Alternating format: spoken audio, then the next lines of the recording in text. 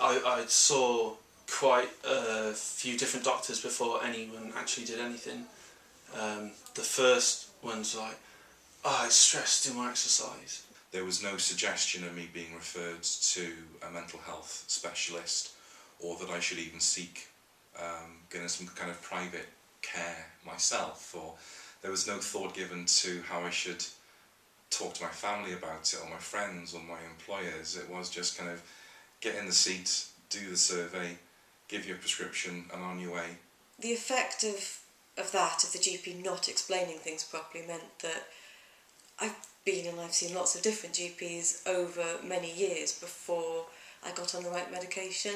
The more I went, the more effort it was to go. And I'm very introverted anyway, and talking to anyone about feelings anyway is a big deal, and to be palmed off was quite difficult. Well, I'd say from first going to the GP at 17, it took until I was about 22 before I felt a GP really listened to me about my depression. I started to get on the right medication. Okay, it's not for me to be remiss of her as a general practitioner, because she's probably brilliant in other areas of health, but just mental health she was really sadly lacking. And I think it takes an awful lot sometimes for some people to discuss mental health openly with anybody. But if you get that kind of response or experience from a professional in the field, with people who are supposed to be helping you, it could completely knock the stuffing out of you. I saw a new doctor the other day actually,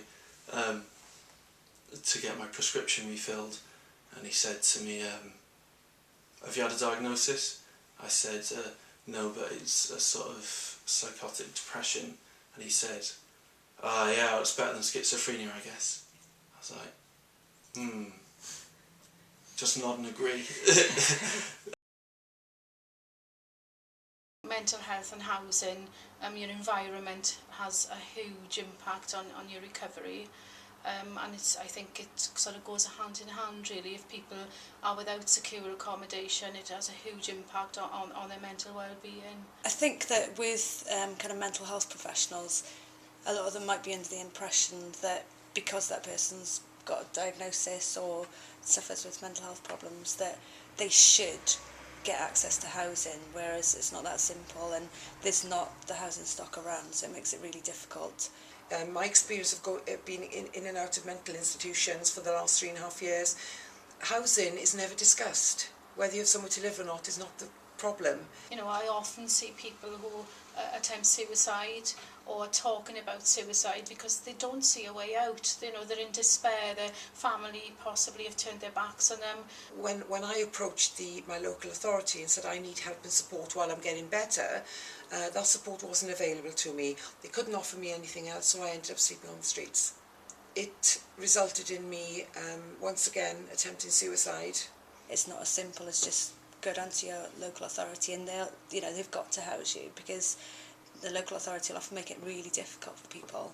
There were certain criteria that I should meet, which I should be under 18 years of age. You know, if I had children, I would be helped and supported. To be blunt, if I'd become pregnant, I would have been housed the next day. And I think that's totally and utterly unacceptable. There's a lot of stigma attached to it, even for me. When I think about people with mental health problems, I don't think of people like me, I think of people who are mad, like they say in the paper, who run around screaming and shouting at traffic. Anything you hear on the news about mental health is as if somebody's gone off on a rampage. There's nothing ever positive about it. So it's just, you're just stuck with the stigma. You've got mental illness, you're mad, you're crazy. I think if people's attitudes were different, I would have got involved more sooner. I would have gone out there and allowed my depression or anxiety to show a bit, and not worried so much about it. When you fill out an application form, it asks you if you've ever suffered from any mental health issues. Only an idiot puts yes. Gobsmacking how many people just don't know what to think of it. It's an illness and people just look at you as if you've gone off. And I thought, do I really want to disclose the fact that I've had depression for a number of years on there? What are they going to think of me? Is this going to affect my chances of being shortlisted? And even if I am shortlisted, will I be person on the shortlist with a mental health problem. So we can't talk about it, and because we can't talk about it, you can't ever get to understand it. And if you don't understand it, you'll always be frightened of it. And if you're frightened of something that I might tell you, I'm never going to tell you. I'm frightened of it myself. And I'm embarrassed about it for no good reason.